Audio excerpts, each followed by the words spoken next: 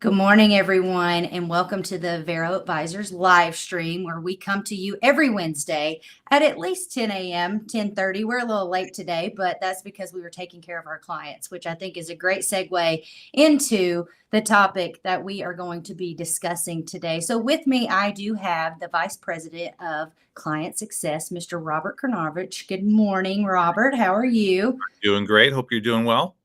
Good, doing really well. It's great. It's 75 degree, or it's going to be 75 degrees here in East Tennessee, and so I am pumped for this spring weather. Exciting times at Avero, rapid growth and both internally and externally. So very happy to be here today and to discuss what kind of relationships our clients should be having with their vendor partners. That was the whole idea behind today's topic of conversation. So, with that, I do want to remind you all to download our 2025 report. It's in the upper right hand corner of today's live screen. And make sure that you download it, check it out, tell us what you think about it. We want to hear from you. And then if you're joining us today, make sure that you comment in the comment box. We love to hear from you all, and we love for this to be engaging. So, real quick, I want to kick it off with an icebreaker, as we like to call it. And Robert, I want you to answer this question. What is the most disappointing buzzword in the government sector right now in terms of digital transformation, in your opinion? I didn't know you were going to ask this. It's actually ERP because it's so misused and so thrown around, and in a lot of times it's not even defined. So you walk into a room with people and they're like, "What's ERP? We're looking for a financial system." And so Mhm. that conversation gets had all the time. And of course, it's the foundational work product of your department. So Mhm. you hit on a pet peeve of mine, which is ERP gets overused. It never gets defined. Sometimes you ask someone to tell me what ERP actually means, like literally means, and they can't even really tell you. So it just shows you that it's in the past 10, 15 years, it's become like the word to describe everything that's transformational. But the problem is that's not completely true. And if you don't know what you're actually looking for, then you're not going to get the results you think you're getting just by saying ERP, let's replace ERP. Right, right. Yeah, I think that's a great answer. Actually, I wasn't even thinking about. I thought you might, go down the AI path because there's so much going on in terms of AI, in Yeah. particular in the public sector. But ERP, that's a good one because we go through thousands of RFPs every year that we respond to, and you would not believe the amount of times we either do or don't see ERP or what modules are involved in ERP and what they're looking for. Right. So I think that's a great answer. But let's dive right in. I think everyone knows who you are. You've been on the live stream several times.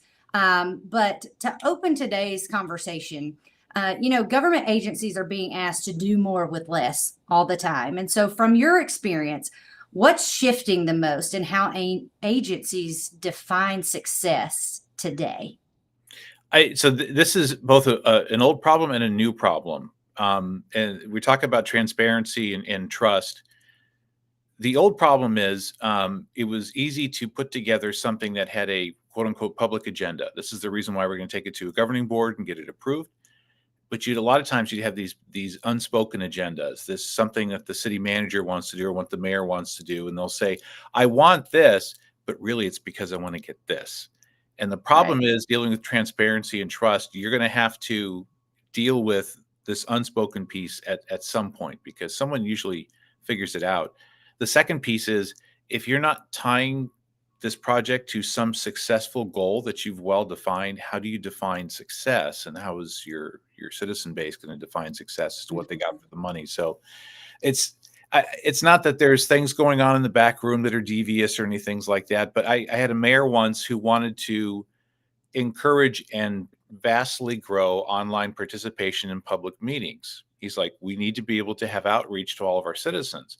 What he would tell me privately, it's because I would rather have them send questions online than show up to a public meeting and take all the oxygen out of the room. That was his real agenda for doing that. That's why he wanted to do that. So the problem is, like I said, someone eventually will figure that out. And so you really need to make sure you're aligning this with real goals, especially when it comes to the overall vision of your governing body, because this is how you get sustainable funding.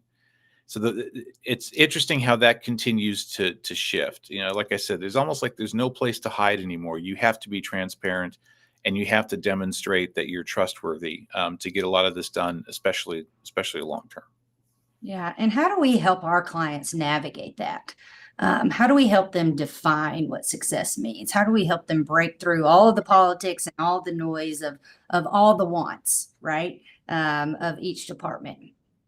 Yeah, and it's going in there immediately and tying it to a particular vision or a particular initiative. I like to look at what the city council goals are. What have they defined that they want to do during their 2 or 3 year term or whatever their term is? Because the only way you're going to get the sustainable funding, especially on replacing a system where there's recurring costs every year, or there's a replacement cost several years down the road, or that's getting less and less likely because we're not dealing with hardware. Tie this to an Mhm. overall vision. We're really good at that, being able to go to executive level or even governing board level. And this is what the project is. This is what it means to you. This is what it's going to look like for you in 2 or 3 years. In some cases, explaining to them, you're going to look wildly successful as a governing body or as a mayor by replacing something like this with something that's a little more proactive, something that's a little more tactical, so it can grow with your organization if your organization's growing quickly, and just tying it to a vision. It's the easiest way, whether I'm meeting internally with people in my organization or I'm meeting with the mayor or a governing body or a steering committee. It's the same old principle. If I tie it to an overall vision, an overall outcome, then suddenly everyone sees how it all aligns and how it feeds that. If you don't have the overall vision, it looks like you've got all these segmented pieces trying to work in parallel, and you don't see the actual outcome and the true vision. Right. Can you give us an example of what overall vision would be for a city or county? Yeah, the one that comes to mind is the one that I experienced when I was in local government, which is I had a mayor that said, I want us to be the leader in public safety technology. And he distilled that down after a little bit of questioning to, I want people who are criminals to know that if you come into my town, I'm going to get a picture of your license plate and we're going to find you. And I want my citizens to feel that there's a palpable difference and an improvement in the techniques we're doing for solving crime. And that was great, because then the next thing he said was, here's $3 million, go figure it out. So a dream situation. But I had that vision. I knew what his outcome was. And I knew that at the end of that $3 million in that 18-month timeline, it had to have that. It had to be palpable. He had to have a reason to go publicly and say, you come into the town, we have license plate readers, we're going to get a picture of your license plate. And everything else will fall into place behind that. I know when he wanted to be able to say that. I knew when he was going to be able to tolerate delays in the projects or shifting expectations, things like that.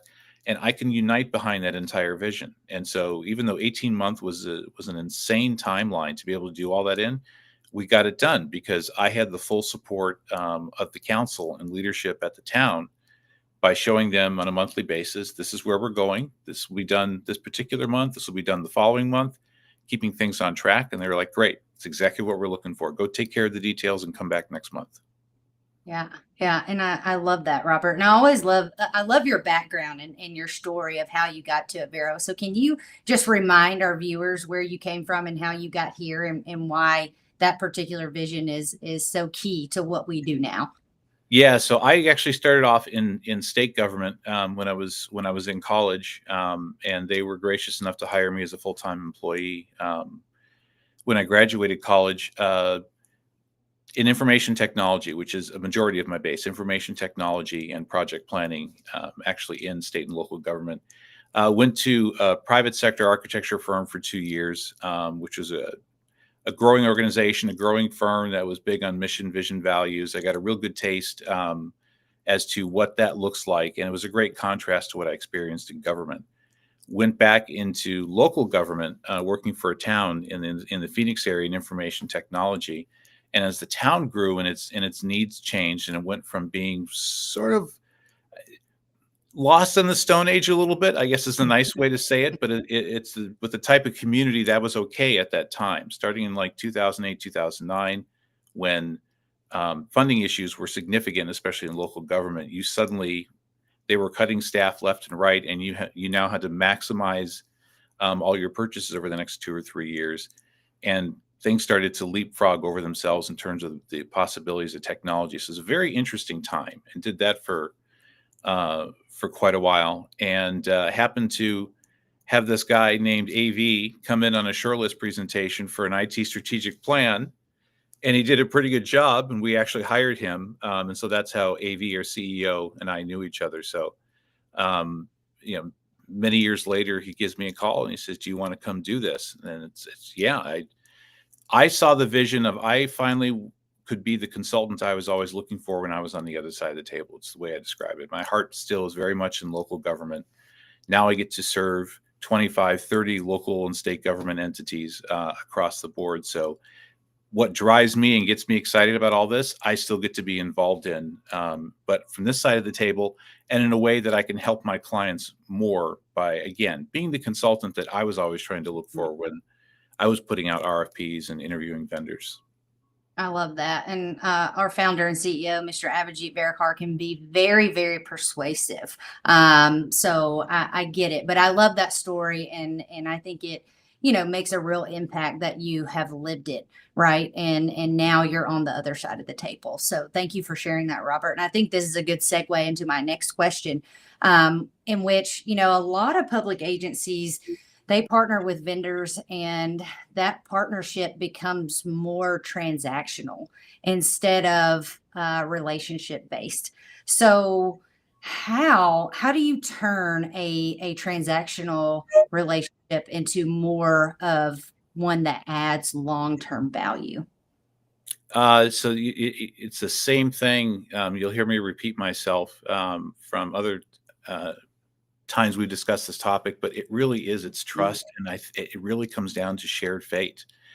If it does. transactional means there's certain rules, and there's also areas, and it also implies limitation of liability by both parties.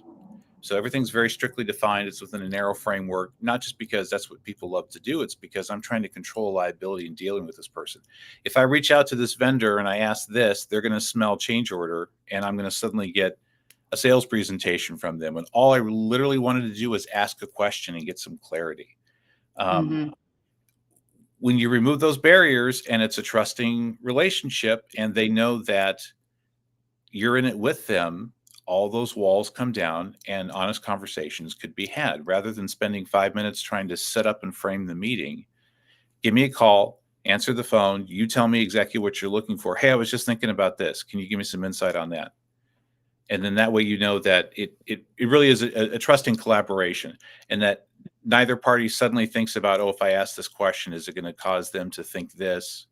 All those sorts of stuff that goes away when you actually have some sort of collaborative relationship, which is why we're big on relationships here at Avero, because unless people are willing to sit down and be honest and look at a situation and be direct about it, it's very difficult to solve issues. It's very difficult to solve challenges.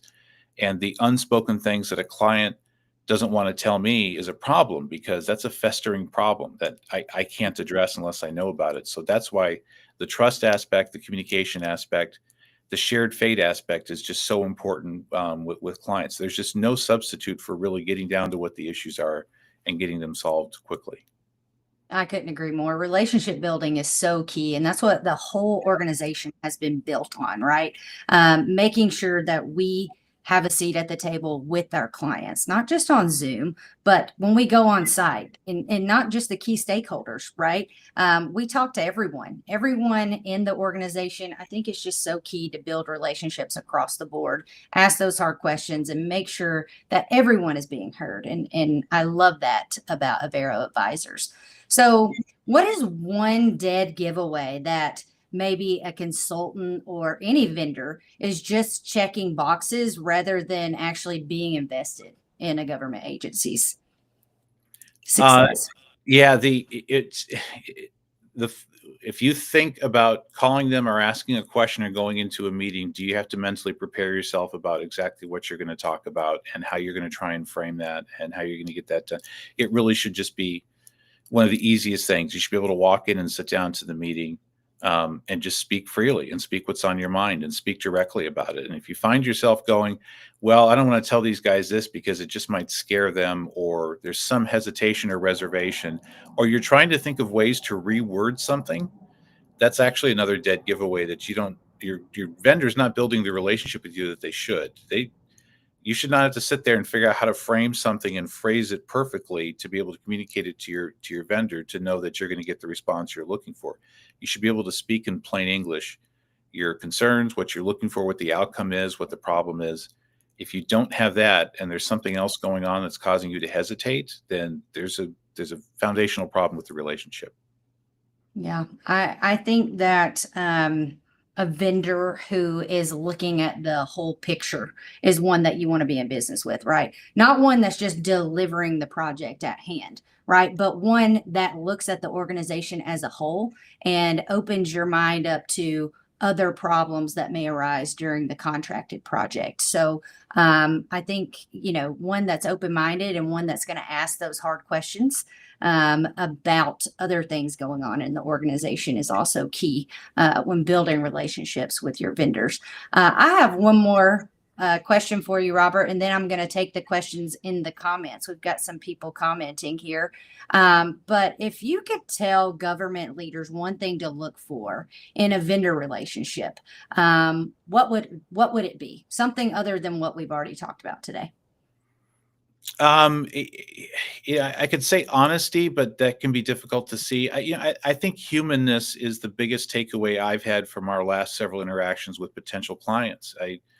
The last two big projects that we got in December, both clients said the same thing. We selected you guys because you were the most human. You had the qualifications and great presentation and all that, Mhm. but you actually talked to us like human beings and actually asked and answered questions like you weren't just a prepared robot or a walking sales presentation, and they loved that, and that delights me too, because I don't necessarily go into those presentations with that specifically in mind, but I do like to get to the Q&A piece, especially with clients. Ask me any question, ask my project team any question, and so I really do think that's the key. I think people are looking for just a baseline of who you can trust and who actually understands us.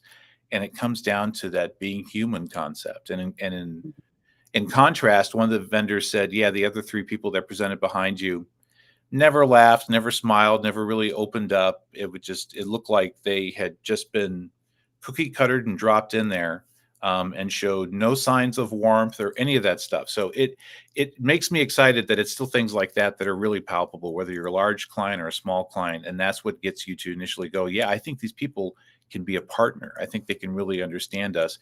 And guess what? They're actually going to be kind of fun and interesting along the way too, right? Right. Clients are people too. They like talking to interesting, fun people. So it's funny how it works out to be that. But like I said, the last two big clients we had, very clear that the human aspect was a big deal to them. Yeah, no, I think that's a great answer. Great answer. And I always go back. I've said this 1,000 times on the live stream, but when I first started in business development here at Avero, I thought I needed to be some technical expert, right? To be able to sell our services. And really, it took me about a year and a half, but I realized, no, I just need to be Megan. Megan is enough. And Megan likes to make friends. And really that's the human element that I think we bring to the table, just like you said. So thank you for sharing that, Robert. I'm going to go to the chat box really quick before we wrap up today. I was going to say real quick in response, Yeah, go ahead. clients know when you're not being sincere, and it's the same Yes. thing that we do in my department, which is you're going to have to find a way to do this as you. Don't try and be someone else. Clients know when you're being insincere. A very good point. They do. They do. Absolutely. So Mick says, let's see, how important are in-person meetings for fostering trust and transparency? Mick is trying to get us on our soapbox here this morning. I don't know if I'm ready for that, but I think they're the most important, Mick. I would rather be on site and in person with anybody. I will, take any flight to go anywhere to come on site to be with you there in person, because there's just so much collaboration that happens in person. There's things you can pick up on, like body language and cues. You can tell if clients are really engaged, and you can pick up on things that may be a hindrance in the project, right? When you're on site. You can't always do that on Zoom. You guys have seen multiple videos of AV and I just ranting about all of the sales presentations that we've had to give on Zoom, because everyone's camera is turned off, and it's like we don't know if we're talking to the air, the wall, a person. No one says anything. We can't see their faces, and it's like, what is the point? What is the point if you're not going to try to engage with someone who you're contracting with? What is the point of doing the sales presentation? Robert, I'm going to get off my soapbox and pass it on to you. No, it's the most critical aspect of being there in person is the conversations that happen before the meeting and the ones that happen right after, and it's impossible to capture that via Zoom. And so it's less about actually being in the meeting in person with someone, although that is vitally important because you're reading body language. You're able to go, yeah, this topic isn't going very well. I either need to get to the point or refine my point or stop here and ask, I don't think I'm getting this across to you. Do you have any questions? All the stuff Right. that's very difficult to read via Zoom. But my experience especially has been it's that pre-meeting conversation and then the one that happens right after when the meeting wraps and everyone stands up and starts walking towards the person they want to ask questions with or talk to. That's where a lot of the real interaction occurs. That's important.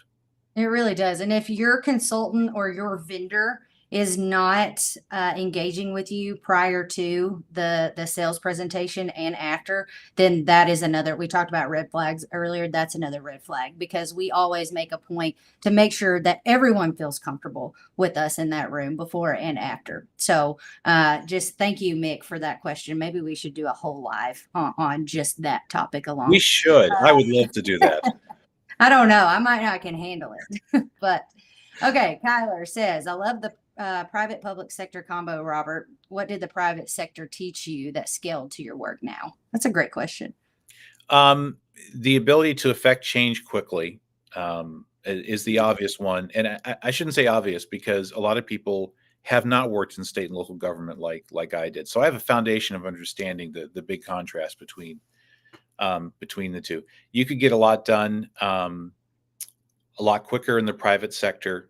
Decisions were easier to make and implement. Literally walk out of a meeting and be able to just go out and purchase or initiate whatever you needed to do. And the change management aspect wasn't strictly just related to funding and the lack of a formal procurement system like you have in local government. It would also permeate in the fact that if there was a great idea, because the atmosphere already was change management occurred very quickly. And implementation could occur very quickly. So therefore, thoughts and ideas that were the mission, vision, values of the organizations could be implemented quickly rather than going through a process where it needs to go through 7 level of reviews, and then it becomes an administrative policy, and then you train staff on things like that. So I got to see the complete contrast between public and private and the benefits of both. And actually, the private sector, you could see a little more misuse of resources because someone was like, here, just go out and buy this. I don't care. Just get it in, get it set up and get it plugged in. And lack of a process for understanding, am I buying the right system? Do I have the right requirements? Which you have in government as well, could be bypassed in the private sector. And that wasn't always for the good. So they actually, like everything else, it's in moderation, right? There's actually a balance in the middle. Government needs to continue to come more towards this. I think in a lot of ways, the private sector, if it wants to, can go a little more deeper into defining things before they run out and just start buying it. So it was a heck of a learning experience, and it helped prepare me for being here at Avero and on this side of the table. Yeah, no, I think that's great. I grew up at the bank, and so I always think about all of the systems that we used to use. And I used to think to myself, who is making these decisions? And really, it was everyone. And it was just plug and play, right? This is going to fix all of our problems. And then before you know it, we're operating on 16 different things, Yeah. So that's a great point. Great point.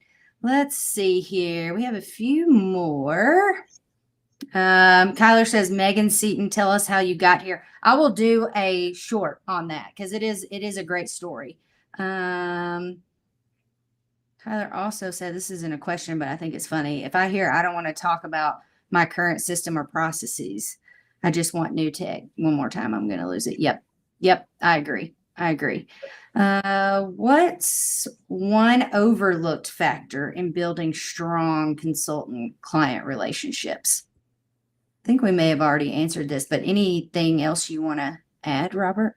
No, I think I think the humanness aspect of it. I was going to say, Really. yep, human You element. gotta retain that. You gotta retain to a strong degree who you are. And yes, you're in a professional setting, and so you have a professional demeanor, but you gotta be real and you gotta be authentic. 'Cause people know that. We try and tell Yeah. ourselves, ah, maybe I can get away with this. No.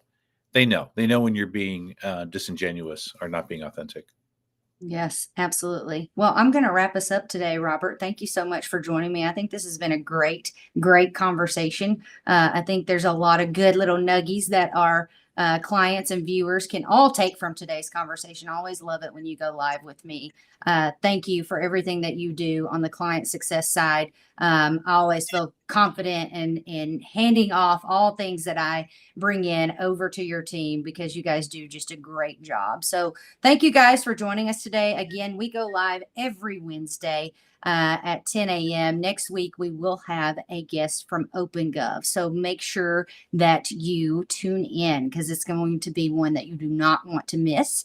And if you haven't done so already, make sure you follow us on all social media platforms and download our 2025 report. We want to know what you think about it, and we're open to any feedback that you can provide. But without further ado, I hope everyone has a great hump day. And I wish you all the best on your March Madness brackets. So thanks, Robert. Have a good day.